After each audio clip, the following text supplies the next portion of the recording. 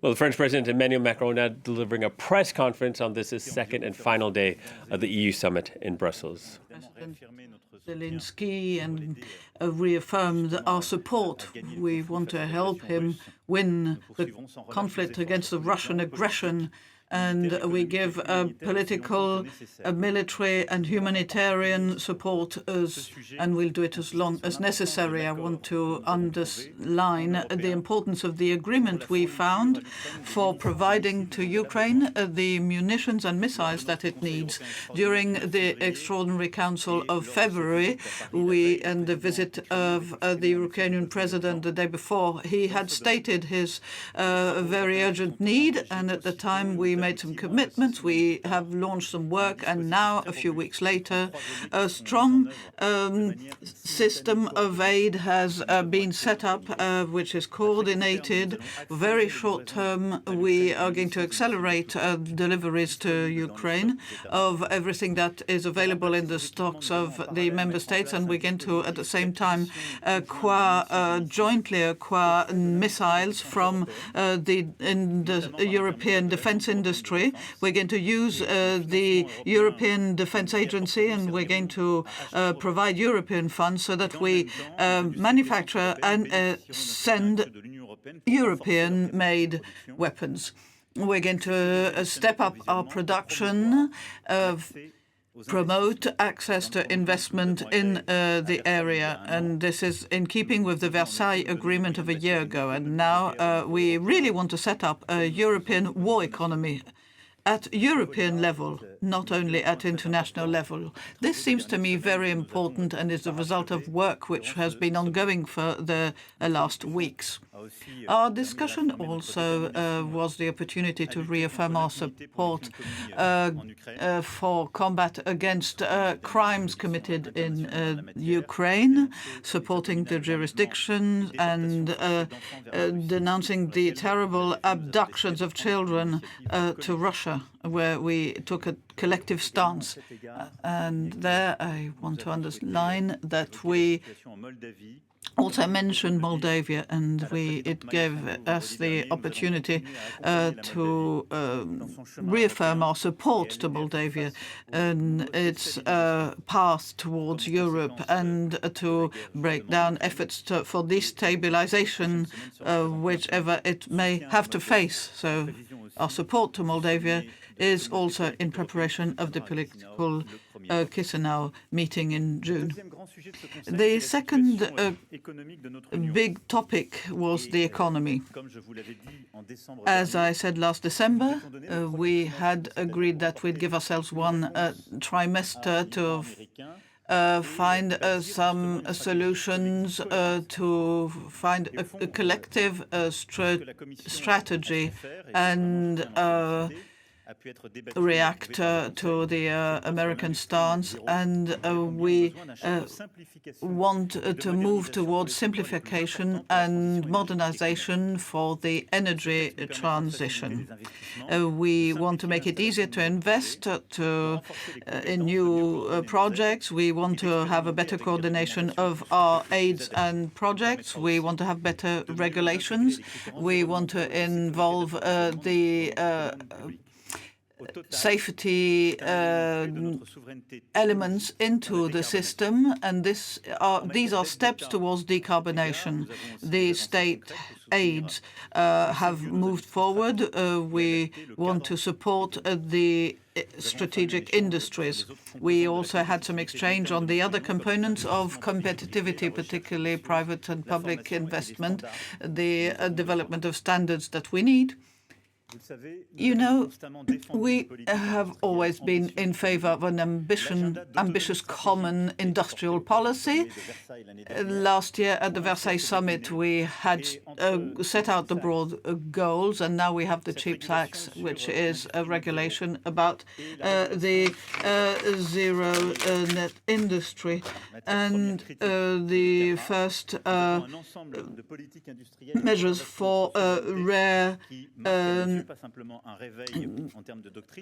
Earth and the concrete reactions to whatever is going on in the world in terms of provisioning these raw materials. We have also discussed energy aspects, which is fundamental for competitiveness and for sovereignty. And we talked about the strategy vis-à-vis the climate change.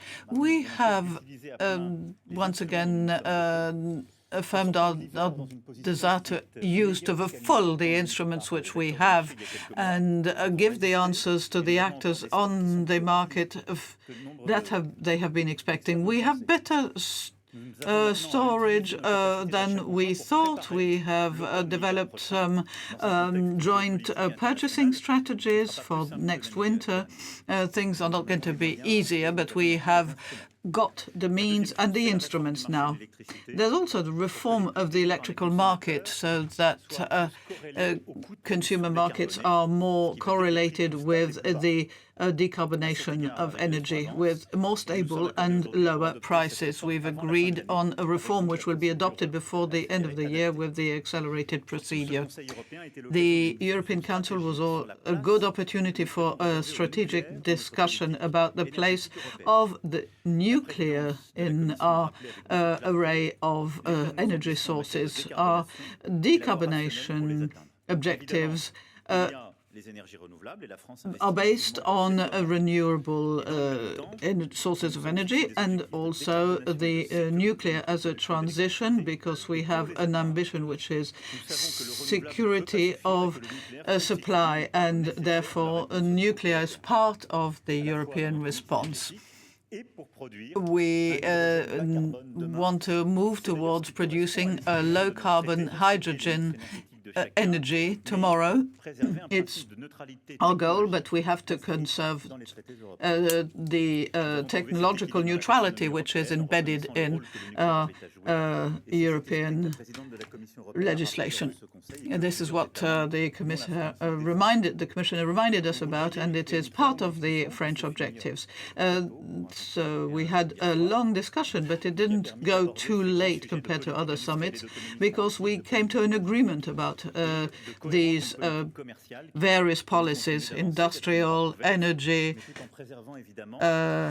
self-reliance, finding some protective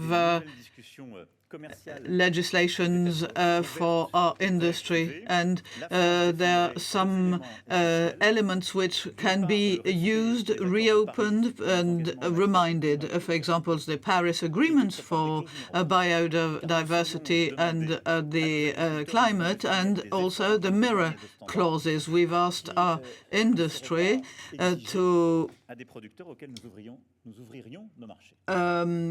be part of the movement and towards the new producers for which we would be opening ourselves. Then we discussed the banking sector outside of our borders. The fundamentals of European banks are good.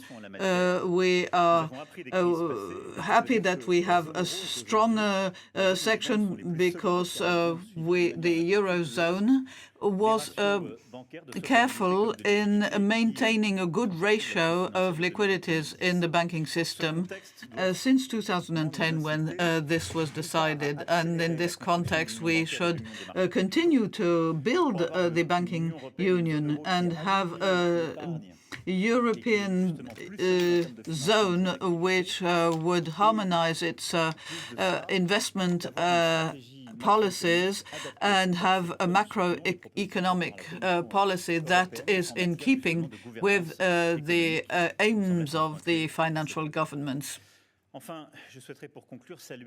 To conclude, I would like to say that we're happy that on the 18th of March there was an agreement between Serbia and Kosovo with its representatives, and it's important for those two parties to be responsible and set up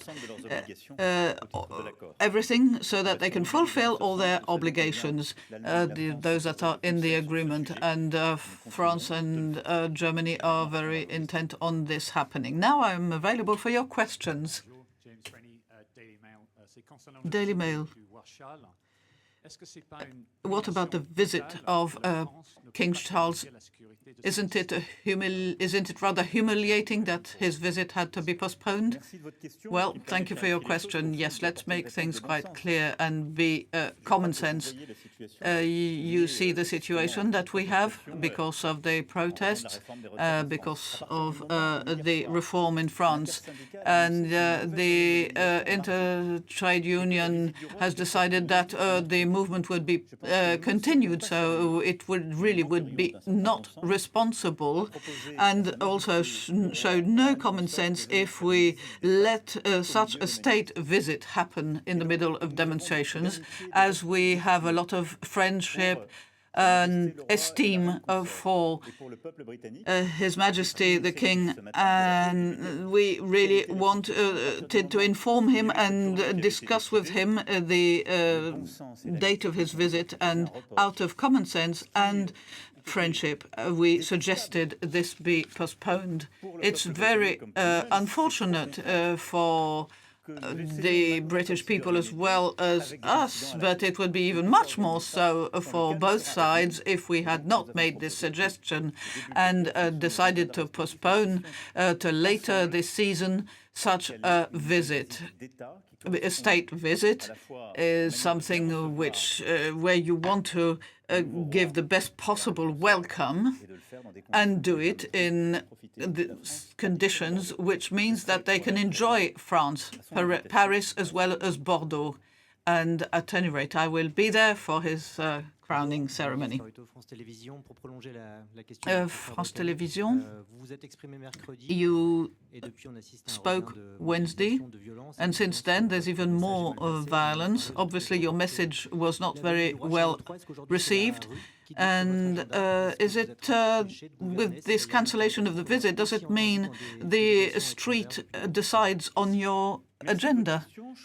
Well, thank you for the question, but I don't think that the pension plans reform is anti-constitutional. It's part of the work. And I would like to underline that Parliament still did its work, that there were other texts which were discussed, that I asked the Prime Minister to keep going. We're going to discuss water and announce our water plan. So we're still working on all topics, and we have to face emergencies. Water is very important. We're going to have a shortage. We have to go on reforming the labour market, and jobs are important in our country as well.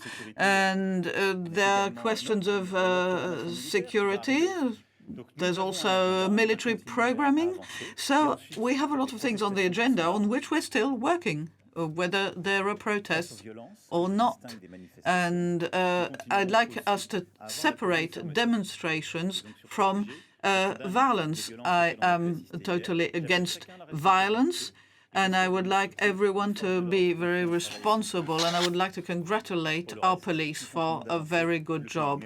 And we're working on all the other topics. Our country deserves it. AFP, Mr. Berger of the trade union CFDT has discussed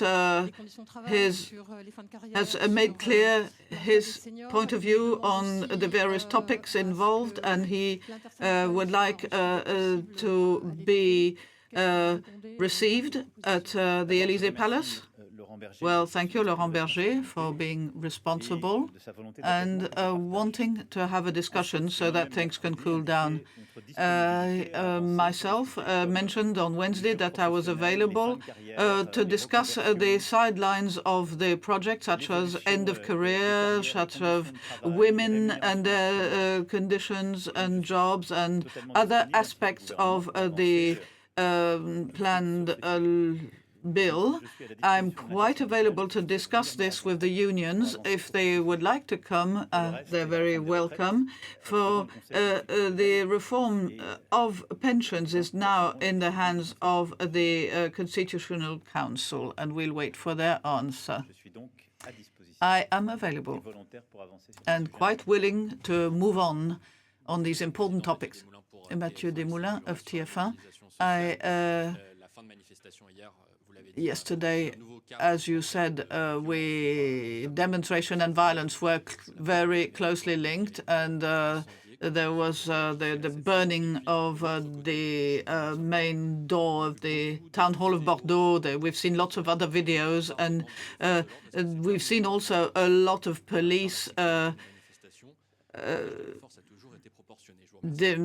actions, which it's always very difficult when you have to rely on your police and count on them. And thank you to the head of police, the prefect of police, and to the mayors who sent a message. There was a message reminding all the police to stick with their rules and moral commitments, and we are demanding vis-à-vis these exactions.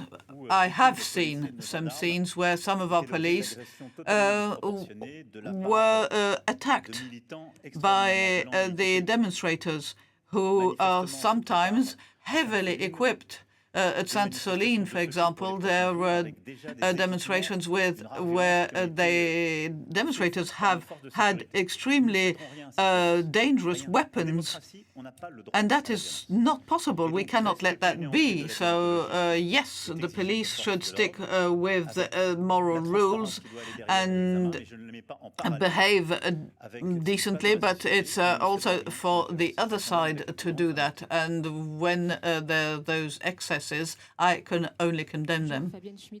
Fabienne Schmid of Les Echos. I have a question on the bank crisis. You said that the fundamentals of European banks was quite strong, but this morning Deutsche Bank dropped quite a bit, and there are other banks such as Société Générale who are going downwards on the stock exchange. So are they on the path to Credit Suisse? We discussed the banking system, but you have to realize that we have some demanding rules and a lot of transparency in Europe, and we're not the same. We have much higher standards for our banks in Europe. Actually, the problem of Credit Suisse is it was too involved with American credits, and in the past it cost the Eurozone, and we made the decisions to make our banks stronger and have higher requirements. The CDSs are being tested and are dropping to a certain level. The own equity, you have to draw the difference between speculation, short-term speculation, which might lead to dropping a few points, and the basics, the fundamentals of a healthy bank.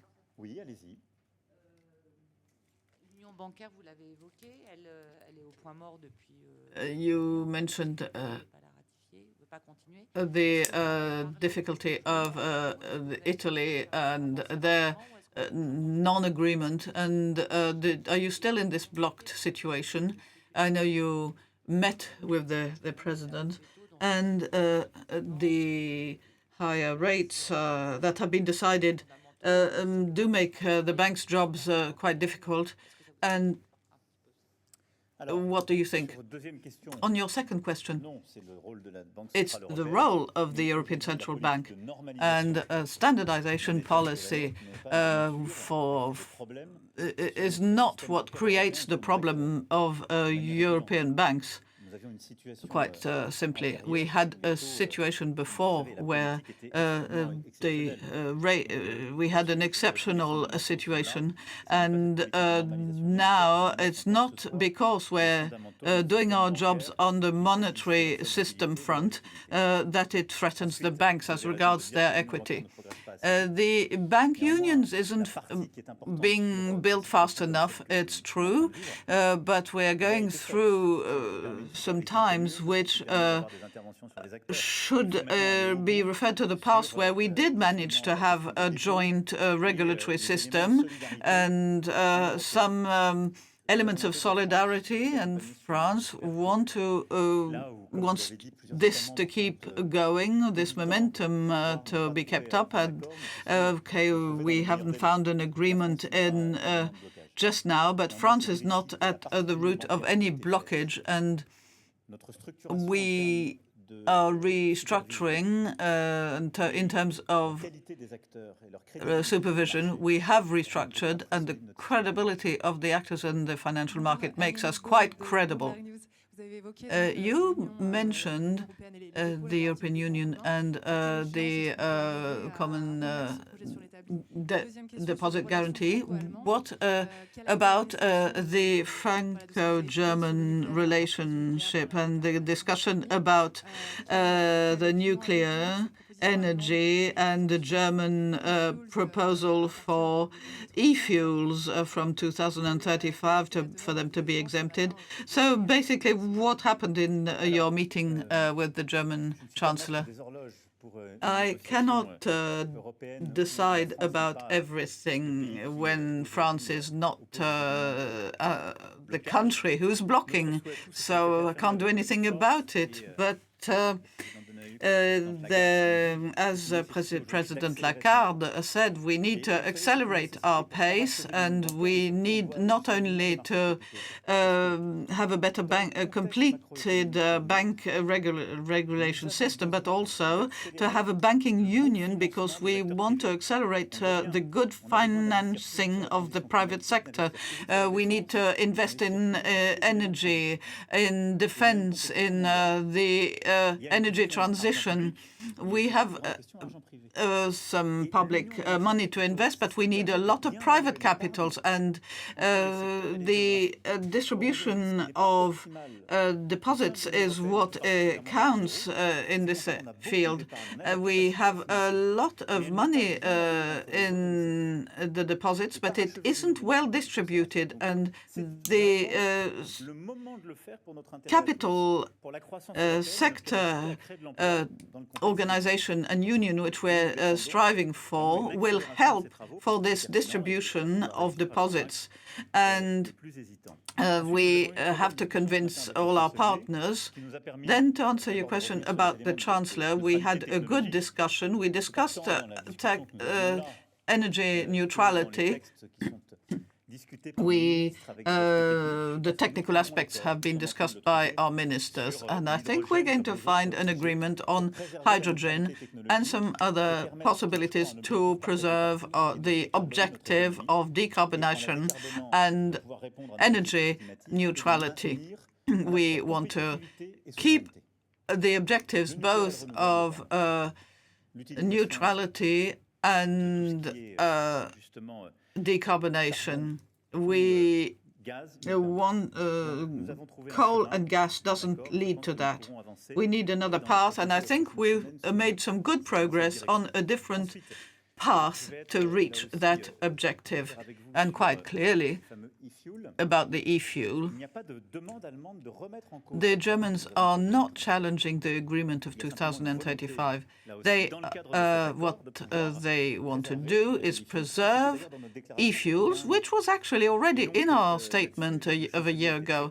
The Chancellor was quite clear that he wasn't challenging the 2035 agreement of a decarbonated economy. And I think it's just now a matter of fine-tuning the agreement, which we found, which we have, and to get the industry on board, because these are high objectives and quite difficult to achieve, and we need the industry, and we need to help them to help us, and for all that to achieve neutrality and stability. I have time for one or two more questions. From Politico, about the pensions, the pension reform, we saw some very severe violence, aren't you afraid that you're going to lose control, such as it happened in the time of the Gilets jaunes, the yellow vests? And what about China? You're going to China in 10 days. Have you got a clear mandate? Have you got what are you going to say about Russia? I think I've already answered your first question. So I'll move to the second one. China. I don't need a mandate. France has is a sovereign country that has its own diplomacy. But I did want to go with some European support and be a European voice. That's why I had a discussion with Chancellor Scholz, and we want to do what we can to get China on our side as regards exerting pressure on Russia so that they do not use chemical nor nuclear weapons, at least, and at best to apply international law, which means to respect the territorial boundaries of countries, of other countries. And I suggested that Ursula von der Leyen accompany me for some of the visit, like when President Xi Jinping came to Paris a few years ago, Chancellor Merkel and President Juncker came, and I would like to do that again. Last question.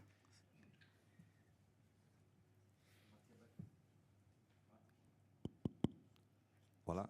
Yes. Oui, ça marche. Matteo Bagnoli of the Italian agency. During your meeting with our president, did you come to any agreement about immigration and what's going to happen with the bad circumstances of Tunisia?